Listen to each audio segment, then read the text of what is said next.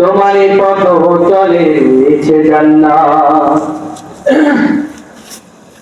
কোরআনে আল্লাহ তাআলা তারই পরে মা বাপের কথা দিলেন, তাদেরই তরে সদা ইহসান তরে, ইহসান তরে।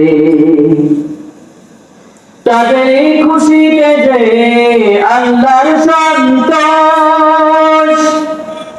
তাদেরই দুঃখেতে হয় রব সন্তোষ। এ ধরার রহম তারা, এ ধরার বারকাত, এ ধরার রহম তারা, এ ধরার বারকাত। তবু মা তুমি এই ধরনের শ্রেষ্ঠ নিয়ামত, তোমার কত তলে রয়েছে জান্নাত। সুবহানাল্লাহ।